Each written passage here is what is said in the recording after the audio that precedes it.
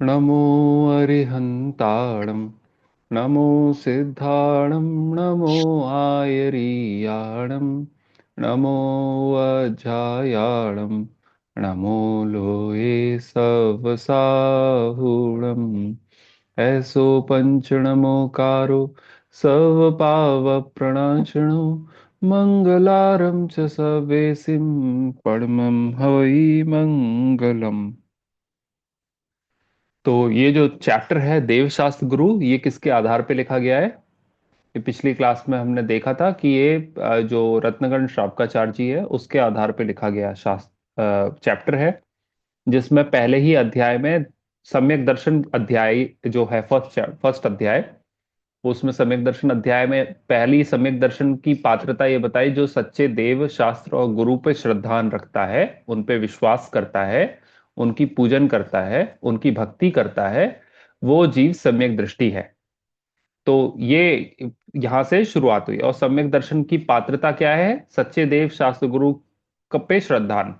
और सच्चे देव शास्त्र गुरु पे श्रद्धान तो तब कर पाएंगे जब हम उन्हें जानेंगे। पहले ज्ञान होता है, ज्ञान के बाद श्रद्धान होता है।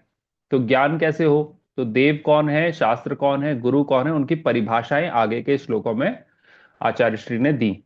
कि देव इनको कहेंगे जिनमें ये क्वालिटीज हों, शास्त्र इनको कहेंगे, गुरु इनको कहेंगे। अब ये जो क्वालिटीज हैं, ये क्वालिटीज जिन जिन देवों में, जिन जिन शास्त्रों में, जिन जिन गुरुओं में मिलेंगी, हम सच्चा देव शास्त्र गुरु मानेंगे और उन्हीं को पूजेंगे, उन्हीं को नमस्कार करेंगे। इन सच्चे देव शास्त्र गुरु के अलावा और किसी को भी पूज्य नहीं मानेंगे, नमस्कार नहीं करेंगे। है ना? तो जिनकी ऐसी प्रतिज्ञा होती है वही सम्यक दर्शन के पात्र हैं, उन्हीं को सम्यक दर्शन होता है। राजेश भैया, ये बात अंकल ने मेरे को बार बार बोली है, रोशन लाल अंकल ने, कि आप सबको सम्यक कराओ। ठीक है, आप सबको सम्यक धारण कराओ। तो मैं अंकल से ये कहता था, मैंने उस दिन ये कहा था कि सम्यक धारण करने के लिए पहले जो आएंगे, जिनको देव शास्त्र गुरु का सच्चा श्रद्धान होगा, उन्हीं को सम्यक्त होगा। और देव शास्त्र गुरु का सच्चा श्रद्धान तब होगा जब हम पढ़ेंगे, स्वाध्याय करेंगे, हम समझेंगे कि देव किसको कहते हैं, शास्त्र किसको कहते हैं, गुरु किसको कहते हैं। केवल इन्हीं को नमस्कार करना है। इनके अलावा जो देव संसार में पाए जाते हैं, दूसरे धर्मों में पाए जाते हैं, नमस्कार किए जाते हैं जिनको, ऐसे शास्त्र, है ना, जैसे कि गीता, भागवत पुराण आदि आदि जो शास्त्र हैं, और ऐसे गुरु, भगवाधारी भगवाधारी, सफेद वस्त्रधारी, किसी भी प्रकार का परिग्रह रखे हुए गुरु, जो कि आजकल बहुत सारे लोग जिनको जिनको पूजते हैं, मानते हैं, ये सारे के सारे, इन सारे कुदेव, कुशास्त्र और कुद गुरु को नमस्कार करना मिथ्या दर्शन का कारण है, हमारे मिथ्यात्व का कारण है। और मिथ्यात्व को छोड़कर सम्यक्त धारण करना है अगर हमें, तो हमें ये बहुत जरूरी है कि हम ये कुदेव कुशास्त्र गुरु को पूजना, उनकी उपासना करना बंद कर दें। और यही सम्यक दर्शन धारण करने के लिए रोशनलाल अंकल की प्रेरणा है कि कम से कम द्वारका दिगंबर जैन समाज में जितने भी हम लोग हैं, इतना नियम लें, सम्यक तो धारण करें कि हम अपने जो भगवान है, दिगंबर जैन भगवान, दिगंबर जैन गुरु और दिगंबर जैन शास्त्र, इनके अलावा बाकी सबकी उपासना नहीं करें। पढ़ने के लिए मना नहीं होता, पढ़ना, जैसे आप जैसे कभी गए किसी टूरिस्ट प्लेस पे गए, डेस्टिनेशन पे गए, तो वहां पे आप कहीं मंदिर में भी चले जाते हो, मस्जिद में भी चले जाते हो, है ना, सारे चर्च में चले गए, कोई गोवा गए तो चर्च में चले गए, दैट इज ऑल ओके। लेकिन श्रद्धान, अंदर में नमस्कार करने की भावना सिर्फ हमारे सच्चे देव के सामने होनी चाहिए। इसी प्रकार से शास्त्रों में है, बहुत सारे हमारे अमित गति आचार्य हुए, उन्हें धर्म परीक्षा ग्रंथ लिखा। मोक्ष मार्ग प्रकाशक ग्रंथ में पांचवा अध्याय जो टोडरमल जी ने लिखा, वो क्या लिखा? अन्य धर्म समीक्षा या अन्य मत समीक्षा। क्या मतलब है? कि हम जैन दर्शन को कंपेयर करेंगे बाकी के सारे रिलीजन से, और ये बताएंगे कि दूसरे धर्मों में कहाँ कहाँ पे क्या क्या लॉजिकल फैलेसीज या लॉजिकल फ्लॉ है, क्या चीजें गलत कही गई हैं। तो उसके लिए भी इन सारे के सारे विद्वानों ने, आचार्यों ने, पूर्ववर्ती आचार्यों ने परंपरा से, जैसे कुंद कुंदाचार्य ने समय सार में जब पहला अध्याय है ना, उस पहले अध्याय में भी साम्य साम्य मत, मीमांसक मत आदि में क्या क्या मान्यताएं हैं आत्मा को लेकर, उनका सबका खंडन किया है। तो वो मान्यताएं उनको कैसे पता चली? अमित गति आचार्य ने धर्म परीक्षा ग्रंथ लिखा। धर्म परीक्षा में उनने सारे धर्मों की परीक्षा करी। तो वो परीक्षा कैसे करेंगे? जब दूसरे धर्मों के ग्रंथों को पढ़ेंगे। पढ़ना मना नहीं है, आपको गीता पढ़ना है आप गीता पढ़िए, कुरान पढ़ना है कुरान पढ़िए, वो for information purposes, to check, आप पढ़ सकते हो। पर श्रद्धान की ये ही सच्चा ग्रंथ है, ऐसा श्रद्धान केवल हमारे सच्चे शास्त्रों में होना चाहिए, यही गुरु में है। आप आज के दिन बहुत सारे ऐसे गुरु हैं यूट्यूब पे, ये बात मैं क्यों बोल रहा हूं? इसलिए बोल रहा हूं कि बहुत कॉमन ये आज के दिन हो गया है कि बहुत सारे कोई गुरुजी हैं, कोई बाबा जी हैं जिनके हम लोग भक्त हो जाते हैं, उनके प्रवचन सुनते हैं। तो हमें कहाँ पे अपनी एक लाइन खींचनी है, कहाँ पे रेखा खींचनी है कि हम जैन हैं, और अगर हमें सम्यक दर्शन धारण करना है, सच्चे जैन बनना है, तो हमें क्या नहीं करना चाहिए? तो क्या नहीं करना चाहिए कि ऐसे सारे जो गुरु हैं, जो दिगंबर दिगंबर निर्ग्रंथ गुरु, नग्न दिगंबर नहीं है, उसके अलावा जितने गुरु हैं, उनको गुरुत्व, गुरुपना नहीं है उनका, उनको देवशास्त्र गुरु की पदवी नहीं है। आप उनको सुन सकते हो, जैसे आज के दिन मान लीजिए प्रेमानंद बाबा हैं, या और भी बहुत बहुत तरीके के कोई है, पीर पैगंबर बाबा सर्वानंद जी हैं, या आचार्य प्रशांत हैं, ओशो हैं। इस तरीके के बहुत सारे लोगों के प्रवचन, बहुत सारे लोगों के यूट्यूब वगैरह पे डले, और हम लोग सुनते भी हैं, कई बार उनसे उनको नमस्कार भी करते हैं, उनको मानते हैं, उनके आश्रम जाते हैं। तो कहाँ पे लाइन खींचनी चाहिए? लाइन है श्रद्धान की। आप जब सुनते हो तो किस उद्देश्य से सुनते हो? ये हमारे जो देव शास्त्र और गुरु हैं, ये मुक्ति को प्राप्त करवाने वाले, हमें सिद्ध बनाने वाले, संसार से पार ले जाने वाले गुरुदेव शास्त्र गुरु हैं, नाव है।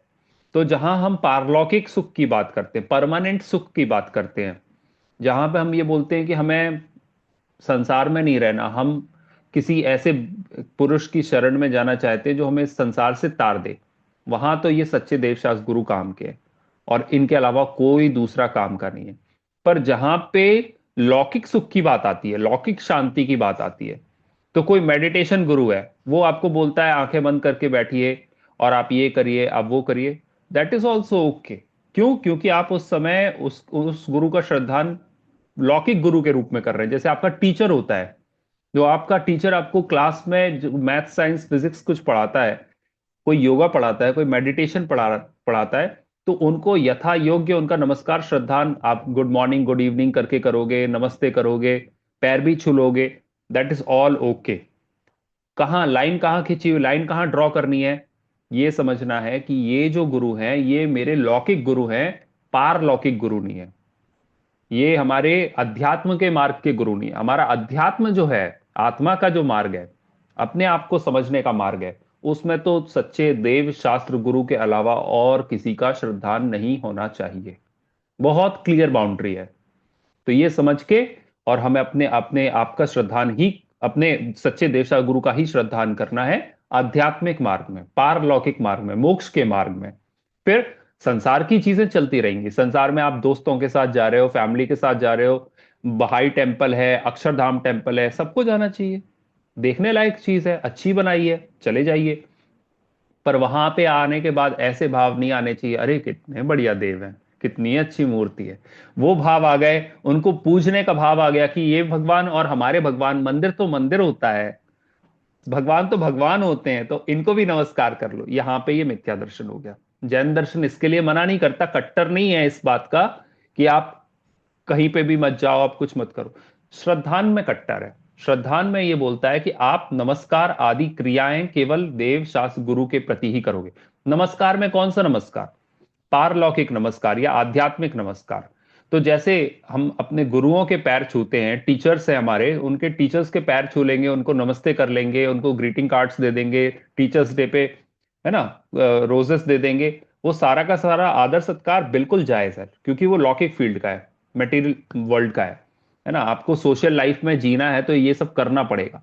बट आप जैसे ही धर्म के मार्ग पे आते हो, आप अध्यात्म के मार्ग पे आते हो, तो क्लियर डिस्टिंक्शन ये हो जाता है कि नहीं भाई, मोक्ष के लिए और कोई मेरा साथ नहीं देने वाला, सच्चे सुख के लिए, इस दुनिया, इस संसार के बाद की अवस्थाओं के लिए, मरने के बाद क्या, उसके लिए मेरा देव शास्त्र गुरु के प्रति ही श्रद्धान होना चाहिए, मेरे को और कोई हेल्प नहीं करने वाला इस देह जाने के बाद में।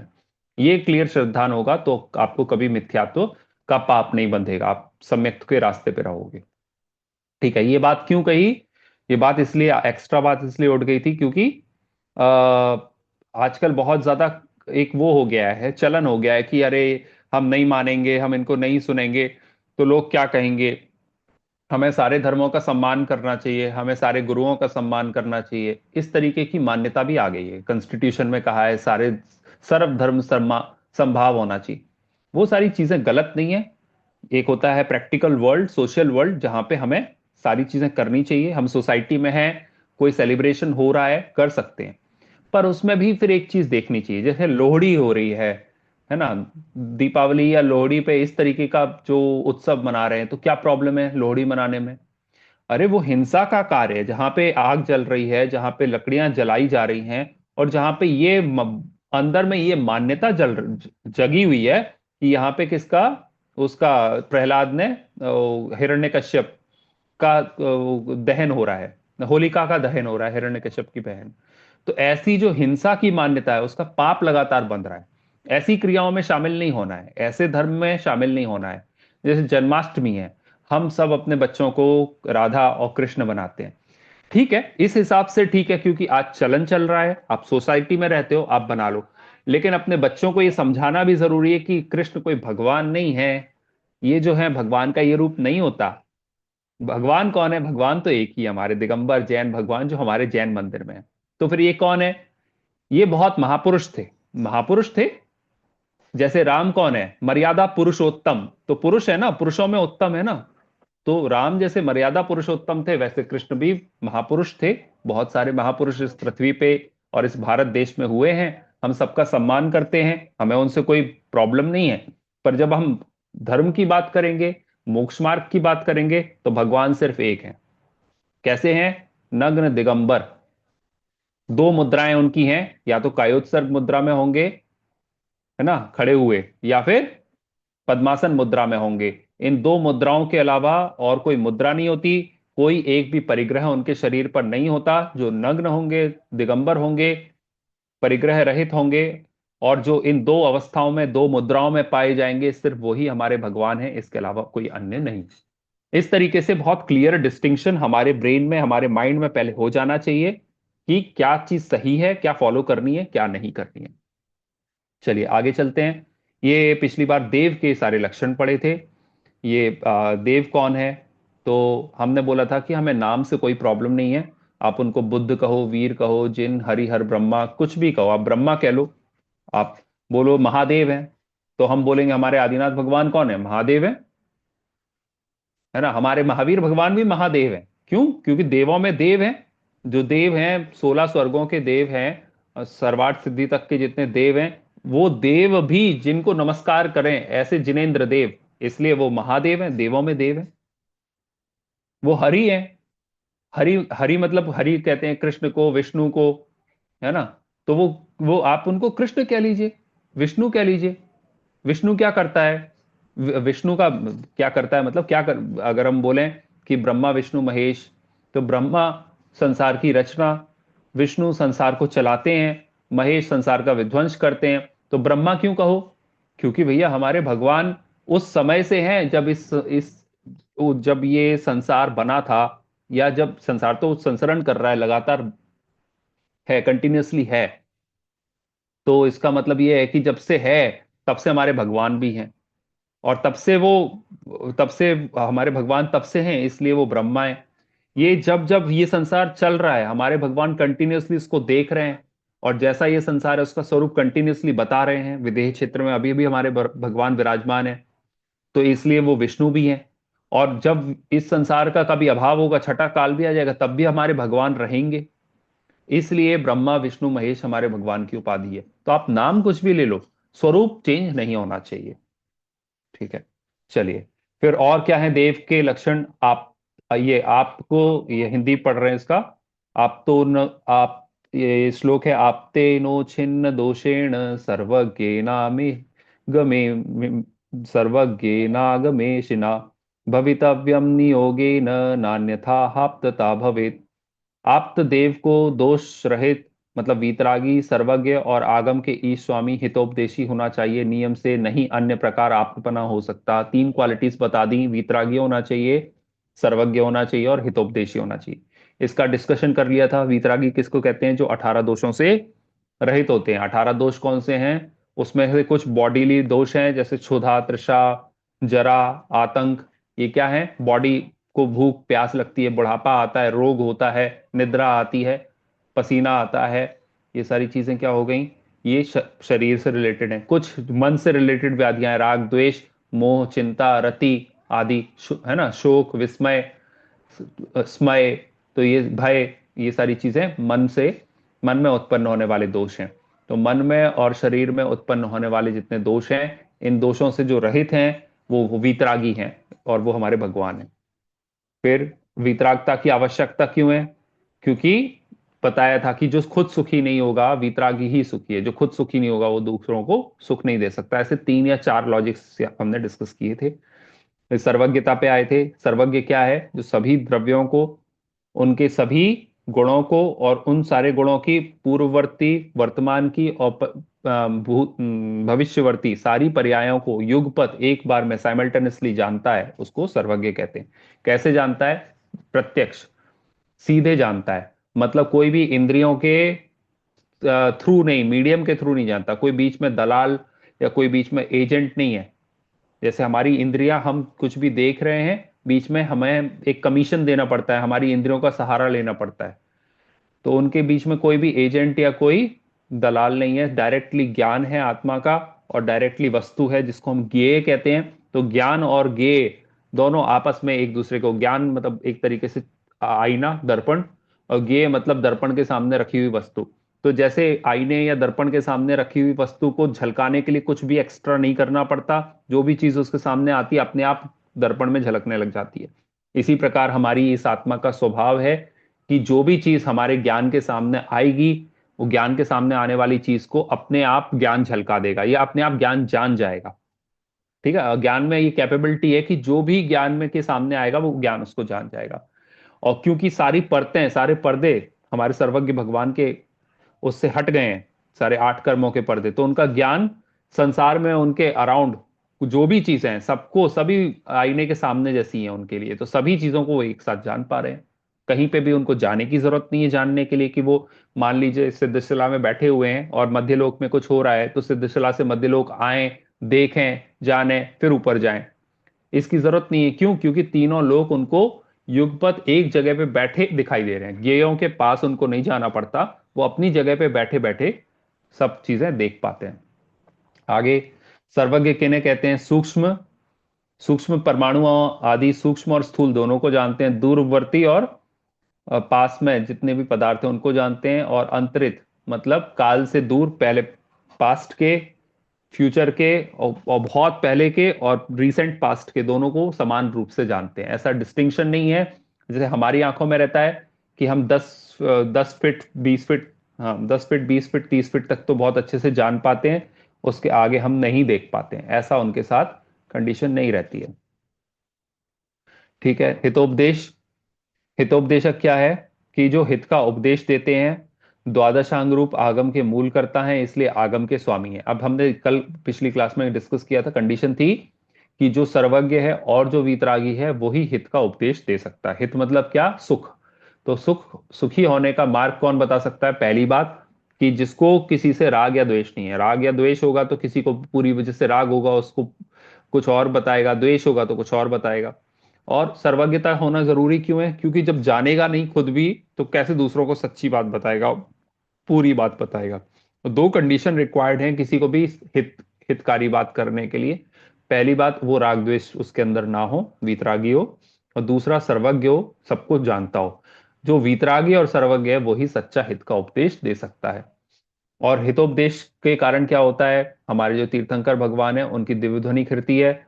उस दिव्य ध्वनि में द्वादशांग रूप, द्वादशांग का ज्ञान आता है। वो द्वादशांग फिर गणधर गूंथते हैं। जो गणधर गूंथते हैं, या जो मतलब एक तरीके से कंपाइलेशन करते हैं, उनकी वाणी में जो आता है तीर्थंकरों की, वो कंपाइलेशन करने करते हैं, और उसको फिर आचार्य वगैरह उसको 12 पार्ट्स में डिवाइड कर दिया। उसको हमने कहा द्वादशांग। और उसके बाद वो पूरा का पूरा जो गणधरों के द्वारा गूंथा हुआ ये कंपाइल्ड ज्ञान है, वो गणधर अपने दूसरे आचार्यों को देते हैं, आचार्य अपने शिष्यों को देते हैं। इस प्रकार से ज्ञान की परंपरा आज तक हमारे पास चली आ रही है। और जो ओरिजिनल 2500 साल पहले महावीर भगवान ने अपने समवचरण में जो उपदेश दिया था, इन ग्रंथों के माध्यम से जो आज हम पढ़ रहे हैं, आज तक हमारे पास आया हुआ है। तो सोचिए कि जो हमारे महावीर भगवान, जिनकी हम महावीर जयंती मनाते हैं, जिनका वो मनाते हैं, निर्वाण दिवस या दीपावली मनाते हैं, उन वो भगवान की जो सीधी सीधी शिक्षाएं हैं, कहते हैं भगवान महावीर की 11 शिक्षाएं, वो आज तक उसी फॉर्म में अभी हमारे पास उपलब्ध है। तो अगर हम सच्चे जैन हैं और हम मानते हैं कि हम महावीर भगवान को मानते हैं, तो महावीर भगवान को मानने का मतलब महावीर भगवान की बातों को मानना है। जैसे कि एक पिता है, पिता से पूछा जाए कि आपका पुत्र आपको मानता है कि नहीं, आपका आपका आदर करता है कि नहीं, तो पिता किस आधार पे बताएगा कि मेरा पुत्र मेरा आदर करता है, मानता है कि नहीं, कि वो मेरी बात मान के उस पे चलता है कि नहीं। अगर पिताजी बोले नहीं बेटा देखो ऐसा मत करना, बिजनेस में इसको पैसा मत देना, इसको इसको इसको उधार मत देना, और इसको बहुत सोच के देना, यहाँ पे इन्वेस्ट मत करना, और बच्चा बोले हाँ हाँ जी जी पापा जी, हाँ हाँ ठीक है, और वो करे वही जो पापा ने मना किया है, तो क्या वो बच्चा सच्चा आदर करता है अपने पिता का? नहीं करता। इसी प्रकार से हम बोले तो नहीं नहीं हम महावीर भगवान को मानते हैं, अरे बोल दीजिए महावीर भगवान की जय, हम तो बहुत नारे लगाते हैं, लेकिन जो महावीर भगवान ने बोला है, उनकी जो शिक्षा है, वो तो हम नहीं मानेंगे। तो क्या हम सच्चे उनके शिष्य या सच्चे उनके बेटे महावीर भगवान के कहलाएंगे? क्या नहीं कहला सकते। कंडीशन यही है, जैसे पिता, जैसा पिता का उपदेश है, वो हमारे धर्म पिता है, धर्म पिता परमेश्वर। तो जो हमारे पिता का उपदेश होता है, पिता का आदेश होता है, वो सर माथे पे रखते हैं कि आपने जो बोला वो हमारे लिए पत्थर की लकीर है, बस वैसे ही चलना है।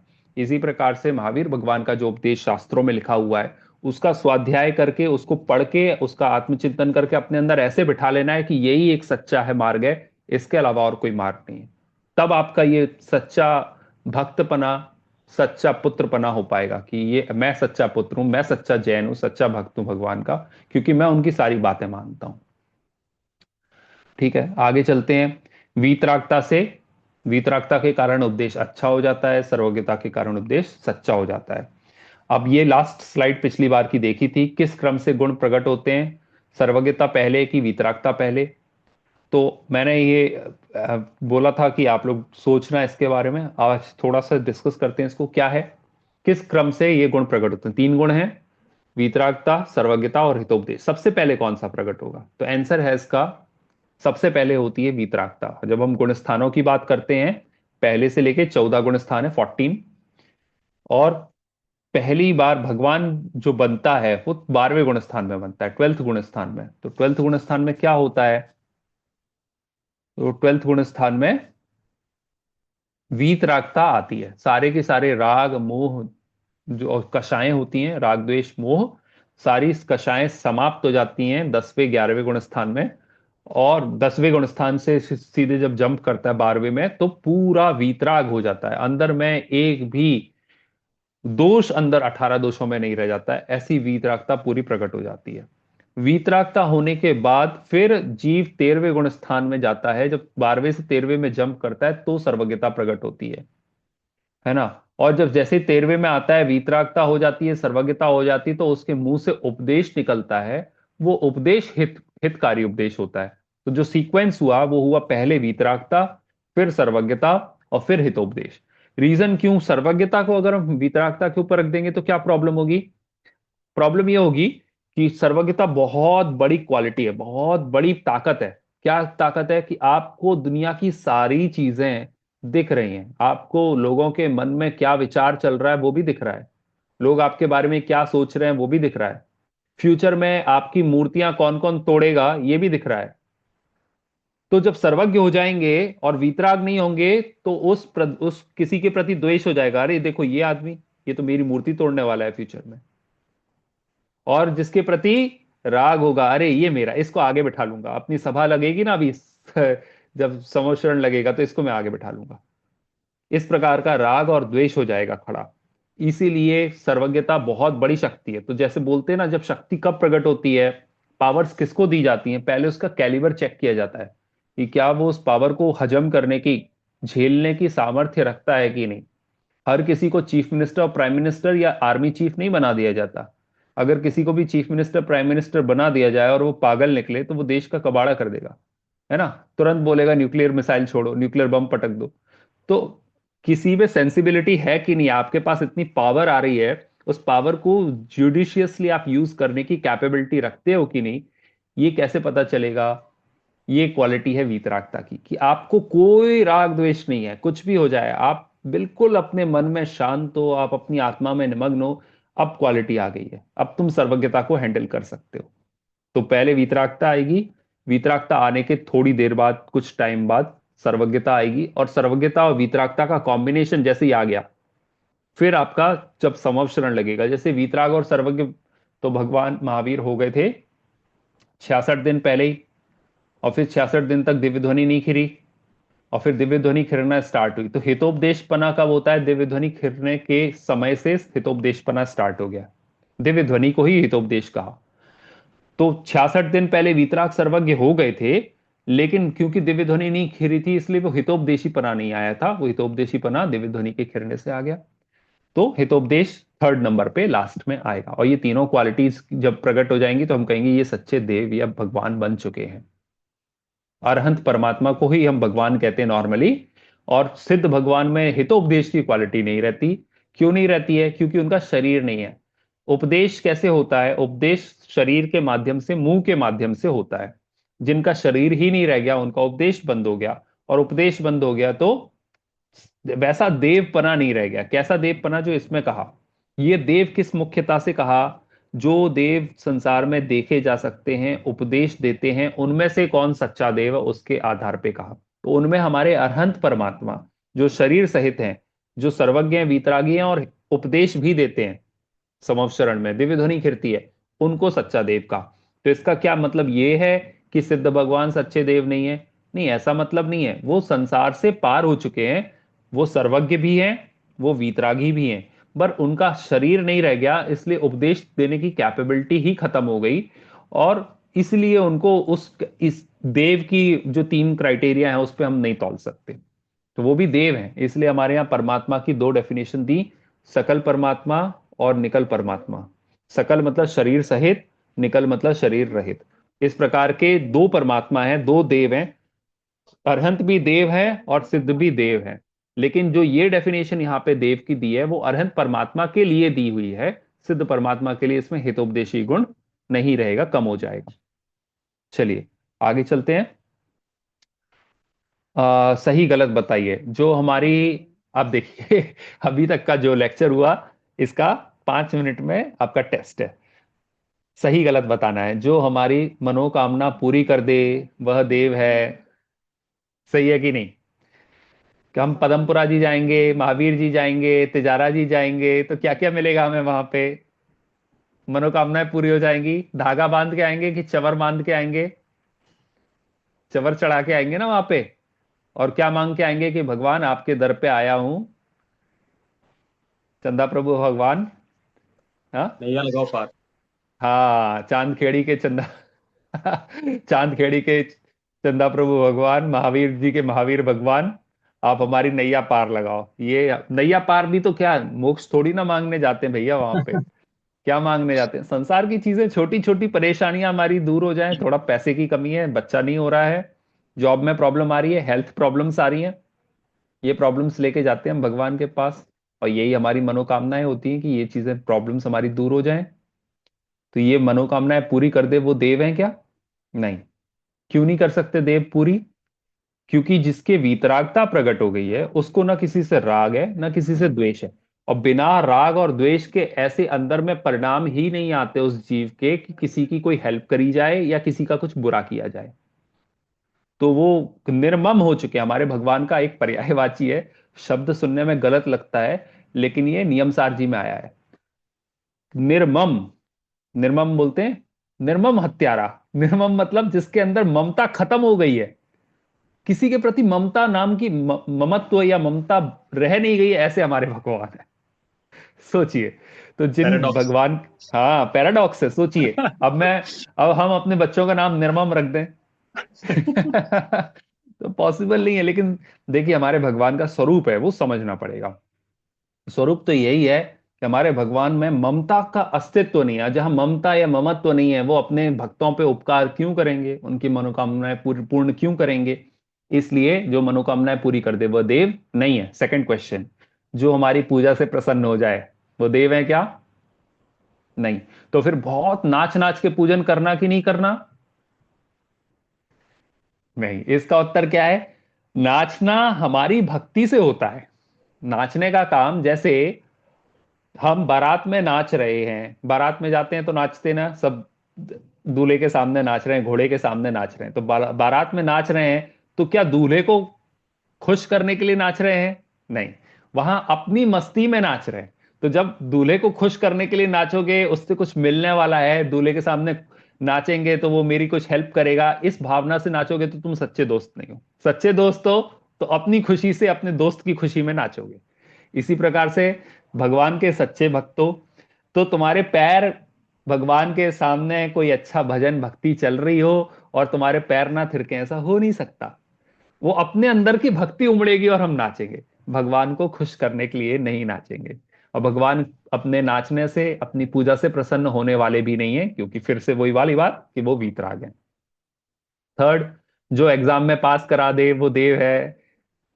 सारे बच्चों को है ना, कि जो एग्जाम में पास कराते हैं वो देव नहीं है। हमें भगवान से छोटी छोटी चीजें नहीं मांगनी, हम भगवान से मांगेंगे भी तो बड़ी चीज मांगेंगे। क्या मांगना चाहिए हमें भगवान से? कि भगवान हमारे अंदर की जो दोष है ना, 18 दोष जिनको आपने समाप्त किया है, ये 18 दोष आप भगवान मेरे भी अंदर के समाप्त करवा दो। भगवान आप मुझे मोक्ष दिलवा दो। मोक्ष नहीं, मोक्ष तो चलो बात की बात है, सम्यक दर्शन प्राप्त करा दो। भगवान मुझे मेरी आत्मा कैसी है वो बता दो, मुझे मेरी आत्मा दिलवा दो।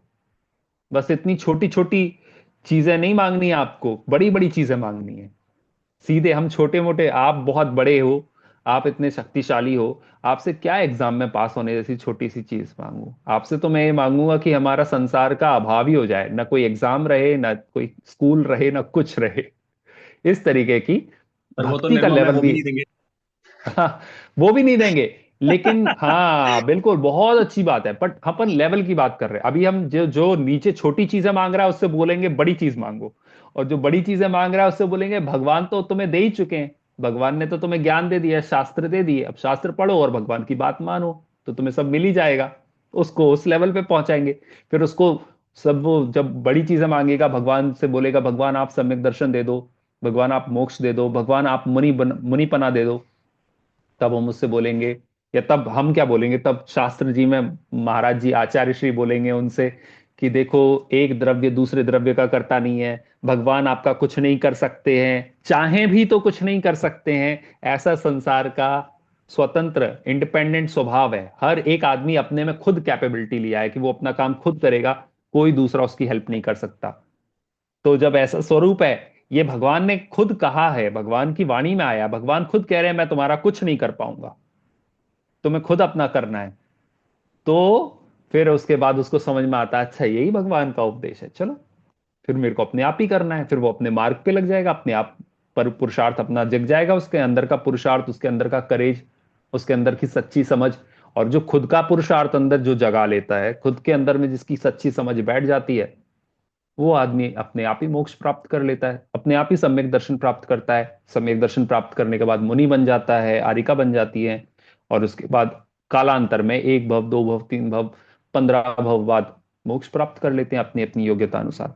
तो रास्ता तो एक यही है। शुरू कहां से होता है? जहां हम खड़े हैं, हम इतने नीचे पाप में खड़े हुए हैं कि हम तो भगवान से छोटी छोटी चीजें मांग रहे हैं।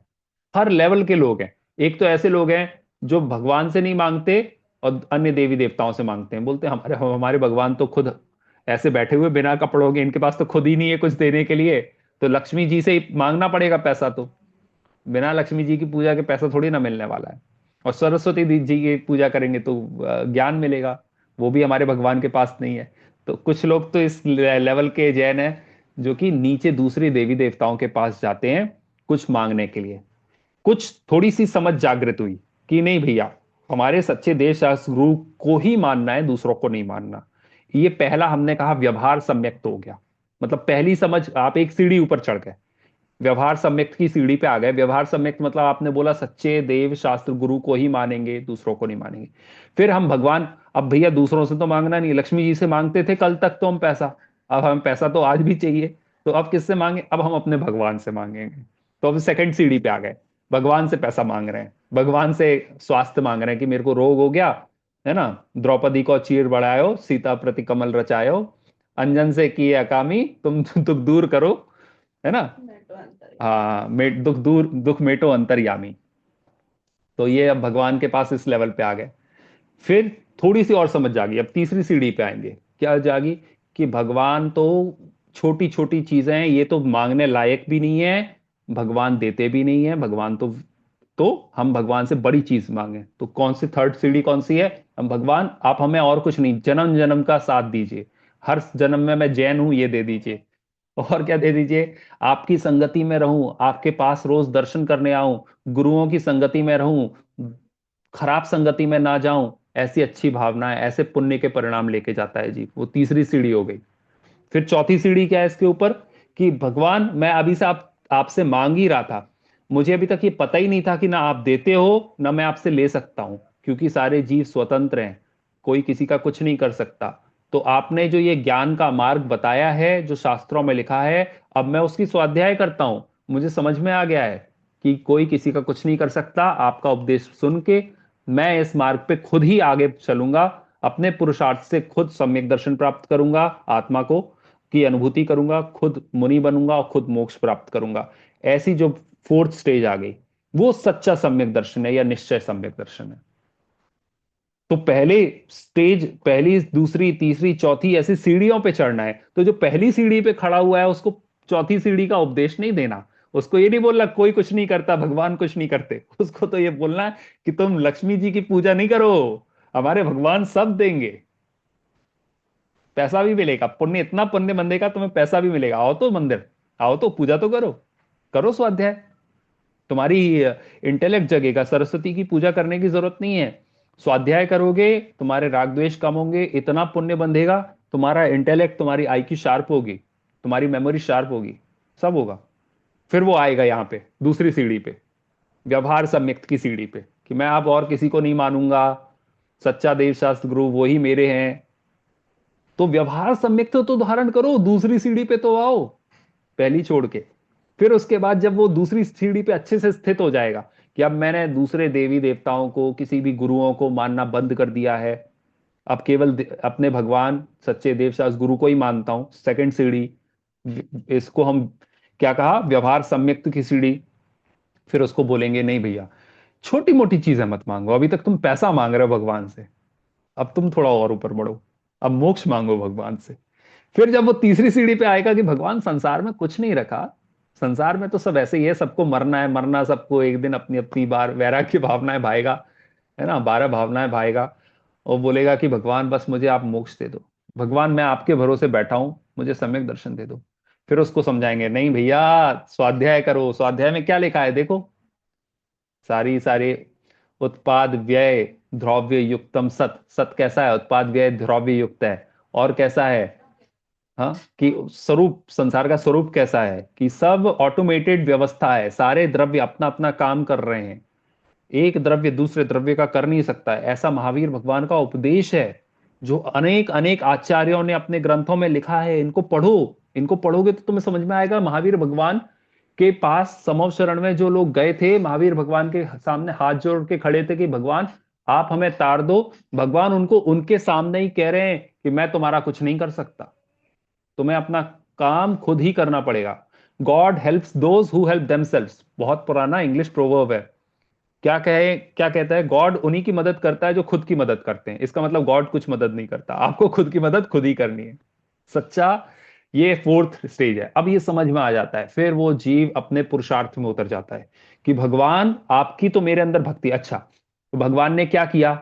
भगवान ने मार्ग दिखा दिया। इसके बाद आप क्वेश्चन ये आना चाहिए कि जब भगवान, ये पता चल गया हमें कि भगवान कुछ करता ही नहीं है, तो फिर भगवान का तो दिमाग से भगवान तो उतर ही जाने चाहिए। भगवान क्या है? कुछ करते तो है नहीं, सच्चे देव शास्त्र गुरु कर रहे हो, करते तो कुछ अल्टीमेटली है नहीं। तो चौथी सीढ़ी पे पहुंचा हुआ जीव सोचेगा अब मैं इनको नमस्कार ही नहीं करूंगा, छोड़ो, इनसे मेरा कोई काम नहीं बन रहा है। ऐसा नहीं होता। क्यों नहीं होता?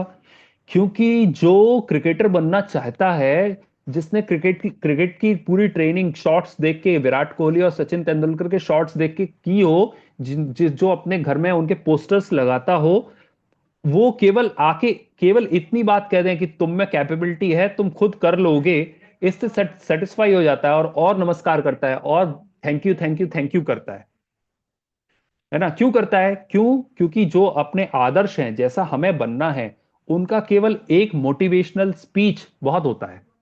इसी प्रकार से हमारे भगवान ये बोल देते हैं कि देखो, मैंने तुम्हें मार्ग बता दिया सुख का, मोक्ष का, बस तुम्हें चलना खुद ही पड़ेगा। तो हम बहुत थैंकफुल, वो चौथे स्टेज पे पहुंचा हुआ जीव बहुत थैंकफुल होता है कि भगवान, मैं तो अनंत काल से भटक ही रहा था, मुझे तो पता ही नहीं था मोक्ष का मार्ग, मुझे तो, मैं दूसरों के किसी, तुम पार करा दोगे, तुम पार करा दोगे, कितने दरवाजों पे भटका हूं, लेकिन आज मुझे पता चला कि मेरे को सारा मार्ग अंदर आपने बता दिया कि मेरे अंदर ही है, और इसीलिए मैं आपको नमस्कार करता हूं। और अंदर से सच्ची भक्ति प्रकट होती है ना? तो वो सच्ची भक्ति रहेगी, नमस्कार बढ़ जाएगा। जब लोग सोचते हैं कि जब भगवान, आज हमें ये पता है कि भगवान कुछ दे सकते हैं, तो हम भगवान का नमस्कार करते हैं, लेकिन जब ये पता चलेगा कि भगवान कुछ नहीं देते हैं, तो भगवान को नमस्कार करना बंद कर देंगे। ऐसा नहीं है। जिसको ये पता है कि भगवान कुछ देते हैं, वो तो थोड़ा बहुत देने के प्रयोजन से, लेने के प्रयोजन से नमस्कार करता है कि ठीक है, भगवान को नमस्कार करूंगा तो कुछ मुझे बदले में मिल जाएगा। पर जिसको ये पता है कि भगवान नहीं कुछ देते हैं मेरे मांगने से, उसके बाद भी जिसके अंदर उनके प्रति भक्ति है, वो भक्ति कैसी अलौकिक भक्ति होती होगी। ऐसी ही भक्ति सारे सम्यक दृष्टि जीवों के अंदर होती है अपने भगवान के प्रति। ठीक है? तो ये तो हो गया भगवान का स्वरूप। जो जिससे हमें डर लगे वह देव है। डर लगने की बात ही नहीं है, क्योंकि वीतराग है हमारे भगवान, किसी का बुरा नहीं करते। जिससे हमें संसार से छूटने का रास्ता मिले, वह देव है सच्चा, सही। हमें भगवान ने मार्ग बताया, हितोपदेश, रास्ता बताया। जो हमारी स्तुति करने से प्रसन्न नहीं होते, वह देव है। सही बात है, जो हमारी स्तुति करने से प्रसन्न नहीं होते, वो देव है। अब शास्त्र के लक्षण। आप तो पज्ञ मनोल्लंघ्य मदृष्टेष्ट विरोधकम तत्वोपदेश कृत सार्वम शास्त्रम कापत्थ घट्टनम। आप तो पज्ञम, ये अब शास्त्र की डिस्कशन चल रहा है, देव का कंप्लीट हो गया। क्या है शास्त्र का पहला लक्षण? आप्तोपज्ञ। आप्त मतलब देव, देव के द्वारा कहा गया। अनुल्लंघ्यम, अनुल्लंघ्यम मतलब वादी प्रतिवादी के द्वारा उल्लंघित ना हो। मतलब क्या? कि अगर हमने कोई लॉजिक दिया है, कोई भी उस डिबेट में हमारे लॉजिक को कट ना कर पाए, वो logic should be tamper proof. उसमें कोई टेम्परिंग, किसी कोई कुछ बोले कि अरे आप ऐसा कह रहे हो, ऐसा तो हो ही नहीं सकता है, इस तरीके की लॉजिकल फैलेसी या लॉजिकल प्रॉब्लम उस रीजनिंग में ना हो। रीजनिंग फूल प्रूफ या बुलेट प्रूफ हो। अदृष्टेष्ट विरोधकम, अदृष्ट इष्ट विरोधकम मतलब क्या? अदृष्ट मतलब अनुमान, और दृष्ट मतलब प्रत्यक्ष। तो प्रत्यक्ष और अनुमान द्वारा बाधित ना हो। प्रत्यक्ष मतलब क्या? जो हमें सामने दिखता है। और अनुमान मतलब जो हमारे सामने तो नहीं दिखता, लेकिन हम अनुमान से लगा लेते। फॉर एग्जाम्पल, प्रत्यक्ष का उदाहरण क्या है? जैसे रात को सुबह उठे, रोड गीली निकली, तो इसका मतलब क्या? हमारा अनुमान क्या कहेगा? रात को बारिश हुई होगी। तो जो चीज हमने अनुमान से जानी, उसको कहेंगे हम अनुमान ज्ञान। और प्रत्यक्ष ज्ञान मतलब कि ये देखो, आज सूर्य निकला हुआ है, सूर्य की चमक दिख रही है, तो हम अपनी आंखों से अभी प्रैक्टिकली इस मोमेंट में देख पा रहे हैं कि सूर्य निकला, ये प्रत्यक्ष नॉलेज। तो ऐसा कथन जो कि प्रत्यक्ष ज्ञान से और अनुमान ज्ञान से बाधित ना हो। मतलब ऐसा नहीं होना चाहिए कि जैसे कोई बोले कि रात को सूर्य निकलता है, तो क्या ये कथन सत्य होगा? कथन सत्य नहीं। क्यों? क्योंकि ये प्रत्यक्ष ज्ञान से बाधित है। हम रात को देखते हैं, रात को चंद्रमा दिखाई देता है, सूर्य दिखाई नहीं देता, इसलिए रात को सूर्य निकलता है, ये सेंटेंस गलत हो गया हमारे खुद की एक्सपीरियंस से, प्रत्यक्ष ज्ञान से। इसी प्रकार से अगर हम बोले कि आपकी आपकी 10 पीढ़ियों पहले आपके कोई परदादा नहीं रहे होंगे, तो क्या ये सेंटेंस सही है? लॉजिकली सही है? नहीं होगा। क्यों? क्योंकि अनुमान हमारा ये कहता है कि पीढ़ी दर पीढ़ी जो जनरेशन्स होती हैं, हर किसी का एक पिता होता ही होता है। तो 10 पीढ़ियों पहले हमारे कोई दादा परदादा नहीं रहे होंगे। This is not possible by logic. तो ये कहेंगे हम अनुमान से बाधित हो गया ये सेंटेंस। इसीलिए हमारे जो आप्त हैं, हमारे जो शास्त्र हैं, इनमें ऐसा कोई कथन नहीं मिलता जो कि प्रत्यक्ष ज्ञान से बाधित हो या जो अनुज्ञान अनुमान ज्ञान से बाधित हो। और ऐसा भी कोई नहीं मिलता कथन जो कि वादी या प्रतिवादी द्वारा उल्लंघित किया जा सके। मतलब जो कि कोई डिबेटर जिसको आके गलत प्रूव कर दे कि ये सेंटेंस गलत है लॉजिकली, है ना। चौथी क्वालिटी तत्वोपदेशकृत, तत्व का कथन करने वाला हो। कैसे होते हैं हमारे शास्त्र? सिर्फ तत्वों का कथन करते हैं। तत्व मतलब क्या? जो जैसा है रियलिटी, तत्व मतलब रियलिटी, जैसी रियलिटी है उस रियलिटी का कथन करते हैं। कल्पनाओं के लोक में नहीं है कि कुछ इमेजिनेशंस हैं कि इस तरीके के मंत्र पढ़ोगे तो ये सिद्धि होगी, इस तरीके के नहीं। 6 द्रव्यों का कथन करने वाले, 7 तत्वों का कथन करने वाले वो हमारे ग्रंथ होते हैं।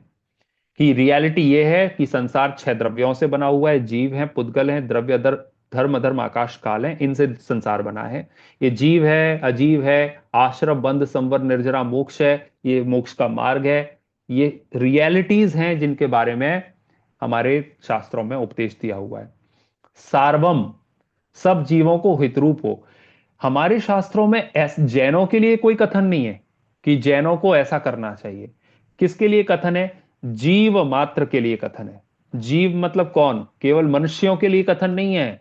कोई भी जीव, जैसे कि सिंह की पर्याय में महावीर भगवान को सम्यक दर्शन हुआ तो कैसे हुआ?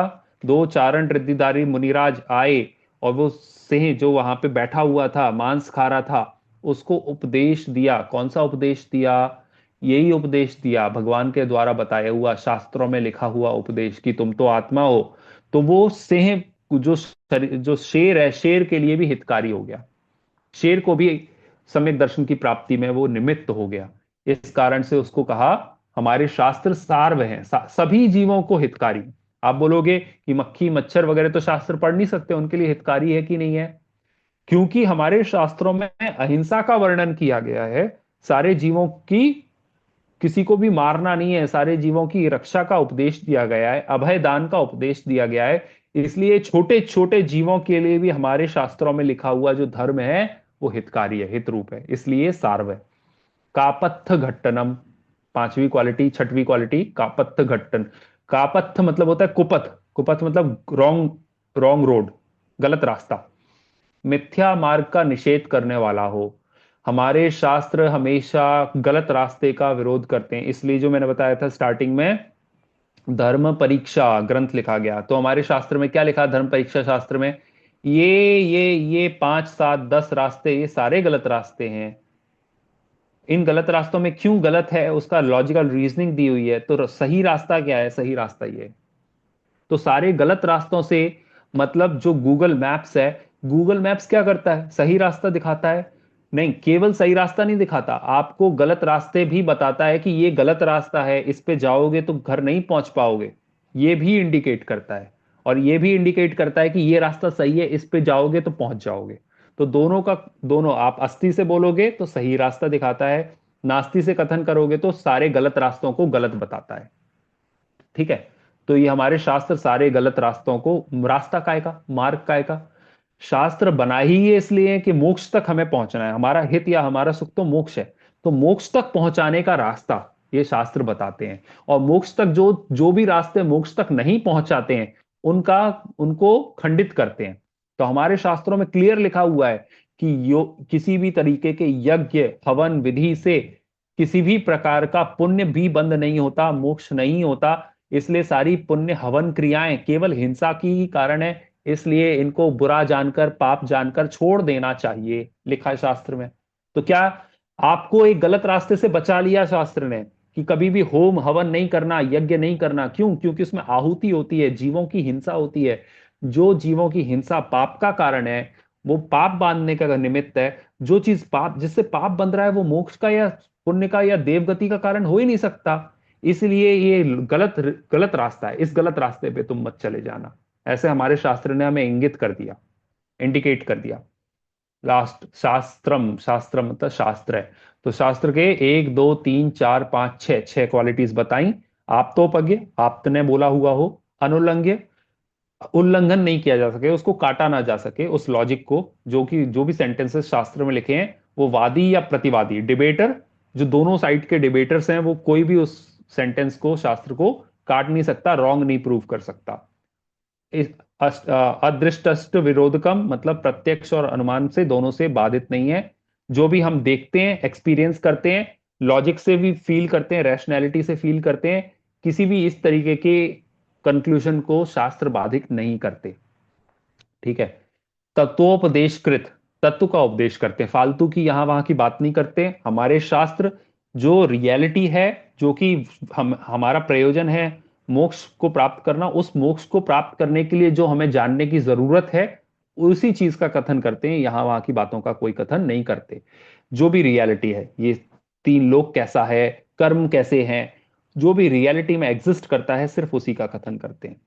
सार्वम, सभी जीवों को हितरूप है, जो पढ़ सकते हैं इनको, इनके लिए भी हितरूप है, जो इनको नहीं पढ़ सकते उनके लिए भी हितरूप है। कापथ्य घटनम, सारे गलत रास्तों का को निषेध करने वाले हैं, ऐसे ये शास्त्र हैं। आगे शास्त्र, उन्हीं देव की वाणी को शास्त्र कहते हैं। किन देव की वाणी को? जो वीतराग है, जो सर्वज्ञ हैं और जो हितोपदेशी है, उनकी वाणी को शास्त्र कहा। तो वो क्यों? वह वीतरागी है, अतः उनकी वाणी भी वीतरागता की पोषक होती है। जब अंदर में राग होगा तो बाहर राग निकलेगा, जैसा अंदर जैसा होगा मन, वैसी निकलेगी वाणी। तो जिसके अंदर राग भरा होगा तो वो क्या बातें करेगा? वो श्रृंगार रस की कविताएं लिखेगा, वो बहुत, वो ब्यूटी की पोएम्स लिखेगा, है ना। या अलग अलग रस होते हैं, तो कोई वीर रस की कविताएं लिखेगा, जिसके अंदर वीरता भरी हुई होगी, जिसके अंदर पौरुष भरा हुआ होगा, वो बोलेगा कि युद्ध में आ जाओ, शत्रु का संहार कर दो, इस तरीके के वचन लिखेगा। जिसके अंदर अंदर प्रेम पनप रहा होगा, वो प्रेम की कविताएं लिखेगा। और जिसके अंदर वीतरागता होगी, वो वीतरागता की पोषक वाणी कहेगा। जिसके अंदर ऐसा मन होगा कि संसार में कुछ नहीं रखा, सारा सुख अपने अंदर में है, कोई मेरा बुरा नहीं करता, कोई मेरा अच्छा नहीं करता, तो वो क्या लिखेगा? वो यही बात बोलेगा कि संसार से बस हो, संसार से अपने चित्त को हटाओ, अपने चित्त को अपने अंदर लाओ। इस प्रकार की वाणी हमारे भगवान की वाणी है। दूसरा, राग को धर्म बताए वह वीतराग की वाणी नहीं। राग, वीतराग है, खुद राग को बुरा जानकर, राग को 18 दोषों में से एक दोष जानकर जिसने छोड़ दिया, जिसको राग बुरा लगता है, वो जीव राग का उपदेश कैसे दे सकता है? तो उनकी वाणी वीतरागता की पोषक होती है। हमारे भगवान कभी भी ये नहीं बोलते कि अरे खूब नृत्य करो, भगवान से राग करो। वो स्टेजेस हैं, सीढ़ियां हैं, जो सबसे ज्यादा पाप में धंसा हुआ है फर्स्ट सीढ़ी पे है, उसको तो बोलेंगे सेकंड पे आओ, थर्ड पे आओ। पर वो भी राग हैं, राग हैं, राग हैं। एक धीरे धीरे आप सीढ़ी चढ़ते जाओगे तो ऐसी स्टेज पे आ जाओगे जहां राग पूरा समाप्त हो गया। तो प्रयोजन क्या है? उपदेश यही दिया जाएगा, राग कैसे कम हो, राग कैसे कम हो, आप ऊपर बढ़ते कैसे जाओ राग को कम करते हुए। सारा उपदेश इसी बात का है। थर्ड पॉइंट, उनकी वाणी में तत्व का उपदेश आता है। तत्व का उपदेश मतलब क्या? रियलिटी का उपदेश, याद रखना है। तत्व मतलब रियलिटी, जैसी जो चीज है, संसार जैसा है उसका वैसा स्वरूप आया, कर्म जैसे हैं कर्मों का वैसा स्वरूप आया, जीव जैसे हैं जीवों का वैसा स्वरूप आया। हर चीज का जो जैसा है वैसा स्वरूप बता देना तत्वों का उपदेश है। और लास्ट है, वह वाणी स्यादवाद से चिन्हित होती है। अब ये स्यादवाद बहुत बड़ा टॉपिक है, शॉर्ट में समझेंगे। स्यादवाद मतलब क्या? स्यातवाद, स्यात मतलब होता है मे बी, तो it may be like this, it may be like this. Partially, may be की जगह the better word would be partially. It is partially this, it is partially that, है ना। तो जैसे कहें कि अभी इस कमरे में कितना उजाला है, तो मैं बोलूंगा बहुत बहुत उजाला है। तो बहुत उजाला है, तो बहुत उजाला कैसे? Because it's a relative reality. Relative reality का मतलब है कि यहां पे कितना उजाला है। अगर हम बाहर के कंपैरिजन में देखेंगे, रोड के कंपैरिजन में देखेंगे, सनलाइट के कंपैरिजन में देखेंगे, तो ट्यूबलाइट का, आर्टिफिशियल लाइट का जो ल्यूमिनेसेंस है, जो उजाला है, वो उससे कम होगा। तो बाहर के कंपैरिजन में कम है। दूसरा कमरा मेरा बहुत अंधेरा है, उसके कंपैरिजन में यहाँ पे ज्यादा उजाला है। तो जब हम बोलेंगे यहाँ पे उजाला है, तो कितना उजाला है? तो किसी के कंपैरिजन में ज्यादा है, किसी के कंपैरिजन में कम है। तो अगर कोई ये कहे कि यहाँ पे अंधेरा है, तो वो भी सही है, हम बोलेंगे हाँ हाँ बाहर के कंपैरिजन में यहाँ अंधेरा है। कोई बोले कि यहाँ पे उजाला है तो हम बोलेंगे वो भी सही है, वहां के कंपैरिजन में यहाँ उजाला है। इसलिए all these statements are partial truths. ये हमारे जैन दर्शन का बहुत बड़ा सिद्धांत है। इसी को स्यातवाद कहते हैं। You are also right, you are also right, है ना? कि आपने जो बात कही उजाला है, ये बात भी ठीक है, आपने कहा अंधेरा है, ये बात भी ठीक है, और दोनों साइमल्टेनियसली ठीक है, बिकॉज जो रियलिटी इज रिलेटिव। किसी के लिए यही जगह उजाले वाली है, किसी के लिए यही जगह अंधेरे वाली है, इसलिए दोनों अपनी अपनी जगह सही है। ठीक है? ये है स्यादवाद। हमारी जिनवाणी में ऐसा कोई कथन नहीं आता जो ये बोल दे नहीं यही सही है। वो बोलते हैं हाँ आपके लिए ये सही है, ऐसा भी दूसरी दृष्टि से सही है, तीसरी दृष्टि से ऐसा भी सही है। इस प्रकार के अलग अलग नयों से कथन किए जाते हैं। ये स्यादवाद का लक्षण। फिर आगे, वाचने सुनने योग्य शास्त्र। जो मोक्ष मार्ग, अब कौन से हम शास्त्रों का पठन पाठन करना चाहिए हमें?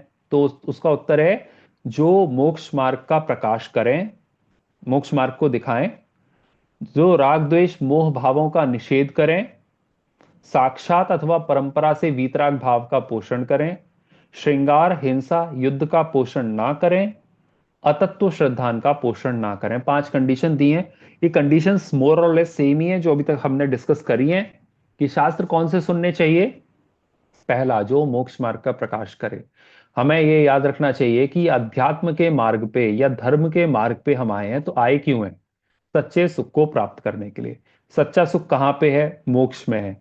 तो हमें मोक्ष मार्ग को बताने, मोक्ष मोक्ष प्राप्त करना है, इस उद्देश्य से हम इस धर्म के मार्ग में घुसे।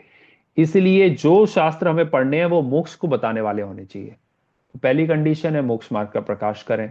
दूसरा, मोह राग द्वेष भावों का निषेध करें। निषेध करें मतलब ऐसे ही शास्त्र पढ़ने चाहिए जो वीतरागता के पोषक हों और मोह राग द्वेष भावों का निषेध करते हैं। निषेध मतलब ये भाव बुरे हैं।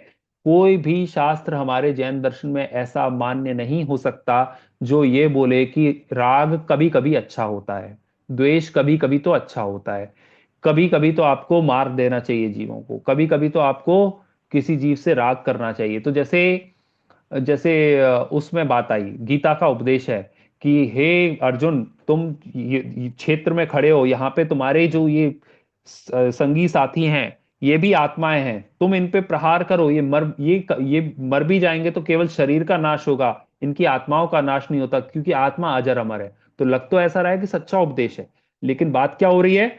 इनसे एक प्रकार से द्वेष करवाने की भावना यहाँ पे प्रमुख है। कि यहाँ पे तुम इनका संहार या हिंसा की प्रेरक बात है। हिंसा कब होती है? आप दूसरों का संहार या मारना कब कर सकते हो? जब आपके अंदर हिंसा की भावना या द्वेष की भावना हो। तो द्वेष की भावना, राग द्वेष मोह क्या है? दोष हैं। और ये इस तरीके का कथन राग द्वेष मोह का पोषक कथन है। इसलिए गीता जैसे जो शास्त्र हैं जैन दर्शन में क्यों मान्य नहीं है, आपको रीजन पता होना चाहिए। क्योंकि वो राग द्वेष मोह के पोषक शास्त्र हैं। उनको पढ़ने से आपको हमेशा द्वेष की या मोह की भावना समाप्त नहीं होगी। तो इस तरीके के हमारे शास्त्र हैं जो राग द्वेष मोह की भावना को पूरी तरह से निषेधते हो, गलत बताते हो। तीसरा, साक्षात अथवा परंपरा से वितरागता का पोषक हो। साक्षात मतलब डायरेक्टली वितरागता का पोषक हो। बोल रहा हो सीधे सीधे कि मुनिपना ग्रह धारण करो, गृहस्थपना छोड़ो, मुनि धर्म अंगीकार करो, है ना, और 11 प्रतिमाओं को पालो, इस तरीके से आगे बढ़ो, आत्मा में रमण करो और मोक्ष को प्राप्त करो, डायरेक्ट उपदेश है। और या परंपरा से वितराग भाव का पोषण। परंपरा से मतलब क्या? जो मैंने बताया आपको कि जो पहली सीढ़ी पे है उसको अगर ये बोला जाए कि तुम सारी चीजें तुम्हें धर्म में सच्चे देव शास्त्र गुरु से ही मिलेंगी, ये कथन भी शास्त्रों में है, दिया है। क्यों दिया है? क्योंकि पहले से दूसरी सीढ़ी में आओगे तभी तो तीसरी में जाओगे, तभी तो चौथी में जाओगे। तो पहली से आप भले ही धर्म दूसरी सीढ़ी में नहीं है, लेकिन आपको धीरे धीरे ऊपर चढ़ाया जा रहा है। इसलिए परंपरा से आपको धर्म में लगाया जा रहा है। परंपरा मतलब बाई प्रोसीजर, और स्लोली बाई प्रोसीजर। तो प्रोसीजर में धीरे धीरे वीतरागता का पोषक होने से भी ऐसी कथन शास्त्रों में आते हैं। हिंसा श्रृंगार युद्ध का पोषण ना करे किसी भी प्रकार। युद्ध का पोषण हो गया ना, जो गीता का एग्जाम्पल दिया। युद्ध का पोषण द्वेष का पोषण है, युद्ध का पोषण हिंसा का पोषण है। आप बोल रहे हो सीधे सीधे कि 5 इंद्रिय के जीव मनुष्यों का घात करो, हिंसा का पोषण है। और वो हिंसा बहुत तीव्र कषाय के परिणामों में ही जीव कर सकता है। अगर आप बहुत शांत हो, आप हिंसा कर ही नहीं सकते। कभी एक एक पैशन का मोमेंट आता है, जो मर्डरर्स होते हैं उनसे पूछा जाता है कि आप तो बहुत अच्छे आदमी थे, क्या हो गया? तो वो बोलते हैं पता नहीं उस समय मुझे क्या हो गया था, और मैंने अब गुस्से में आके मेरे को कुछ समझ में नहीं आया, मैंने मार दिया, आज मैं रिग्रेट करता हूं। बहुत सारे ऐसे मर्डरर्स के इंटरव्यू पड़े हुए हैं। क्या बताता है कि कभी भी मारना, मर्डर करना बहुत हाई लेवल ऑफ पैशन के बिना नहीं हो सकता। पैशन क्या है? पैशन या कषायें क्या है? वो मोह राग द्वेष के परिणाम है, वो आत्मा को दुखी करते हैं। इसलिए कभी भी हिंसा की कोई भी बात जैन दर्शन में कही नहीं जा सकती, और इसीलिए युद्ध की बात भी जैन दर्शन कभी भी फॉलो नहीं कर सकता। श्रृंगार की बात, कि आप किसी भी प्रकार से श्रृंगार करो, इस तरीके के कोई उपदेश की करवा चौथ मनाओ, कि तीज मनाओ, अपने पति, आपका 7 जन्मों का साथ है, अपने पति की लंबी उम्र के लिए ये करना चाहिए, ऐसे पत्नी को इस प्रकार से श्रृंगार करना चाहिए, इस प्रकार का कोई उपदेश जैन ग्रंथों में नहीं आएगा। क्यों? क्योंकि श्रृंगार भी तभी संभव है जब बहुत तीव्र राग हो। तीव्र राग से ही श्रृंगार संभव है, तीव्र द्वेष से युद्ध संभव है। तो राग और द्वेष जहां पे टोटली छोड़ने की बात कही गई है, तो श्रृंगार और युद्ध और हिंसा की तो बात होना संभव ही नहीं है। और लास्ट है, अतत्व श्रद्धान का पोषण ना करें। अतत्व श्रद्धान मतलब, अतत्व मतलब तत्व मतलब रियलिटी, अतत्व मतलब जो रियलिटी नहीं है उसका पोषण नहीं करते। तो इस तरीके की बातें नहीं आती हैं जो कि मनगढ़ंत हैं, जो कि रियलिटी से बहुत दूर हैं, है ना? कि ऐसे ऐसे घोड़े होंगे, जो अन्य अन्य मतों में जो माना गया है कि वो उन्हें जैसे ईसा मसीह का आता है कि उन्होंने ग्लास में पानी डाला और उन्हें छुआ तो वो वाइन में कन्वर्ट हो गया। अब ये सारी सारी जो बातें हैं, ये अतत्व श्रद्धान वाली बातें हैं। इस तरीके के बहुत सारे एग्जाम्पल दूसरे शास्त्रों में मिलते हैं। हमें किसी के बारे में किसी कोई द्वेष नहीं है, सिर्फ फैक्ट को समझाने के लिए मैं एग्जाम्पल ले रहा हूं। तो इस तरीके के अतत्व श्रद्धान का पोषण हमारे शास्त्रों में नहीं किया गया है। लास्ट स्लाइड शास्त्र की ये है। क्या कहा? जो पुस्तक संस्कृत में लिखी हो वह शास्त्र है। सही है कि गलत? संस्कृत, हिंदी या किसी भी उर्दू भाषा से शास्त्र का संबंध नहीं है। जहां तक कि उर्दू भाषा में भी जैन दर्शन के शास्त्र लिखे गए, क्योंकि पाकिस्तान का पूरा पोर्शन और यहाँ पे बहुत उर्दू प्रचलित थी, तो बहुत बहुत सारे ग्रंथ हमारे उर्दू में भी लिखे गए हैं या ट्रांसलेट किए गए। तो उर्दू या भाषा का कोई संबंध नहीं। संस्कृत में लिखा हुआ हर शास्त्र अच्छा हो, श्लोकों में लिखा हुआ हर शास्त्र अच्छा हो, ऐसी कोई बात नहीं है। ये गलत सेंटेंस है। क्या सही चीज क्या है? जो शास्त्र में 3 चीजें, जो वीतरागता का पोषक शास्त्र हो, है ना, वो ही शास्त्र सच्चा शास्त्र है। जो शास्त्र की क्वालिटीज पहले हमने पढ़ी, वो क्वालिटीज जिस शास्त्र में हो, चाहे वो संस्कृत में लिखा हो, चाहे हिंदी में, चाहे प्राकृत में, चाहे उर्दू में, चाहे और किसी भाषा में, वो सारे शास्त्र सही है।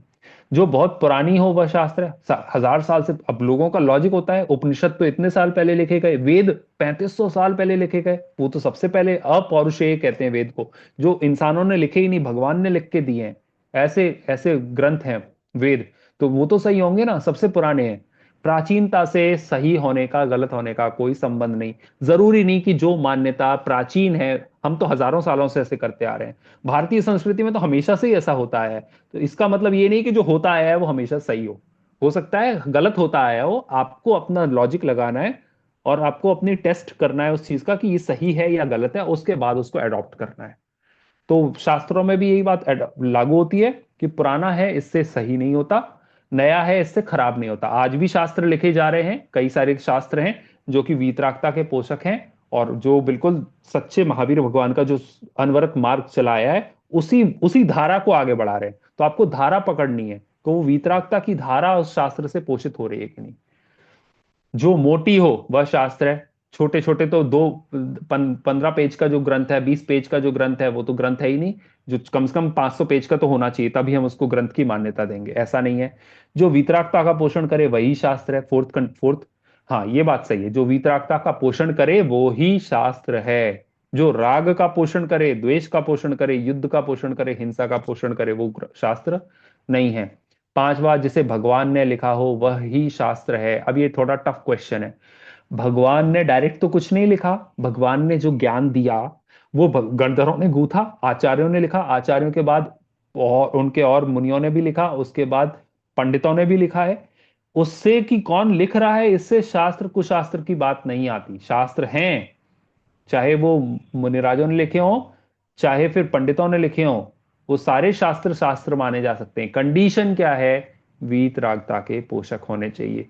जो सच्ची धारा सच्चे देव भगवान महावीर के टाइम से चली आ रही है, उस धारा के ही को आगे बढ़ाने वाले शास्त्रों, वो सारे के सारे शास्त्र सच्चे शास्त्र कहलाएंगे।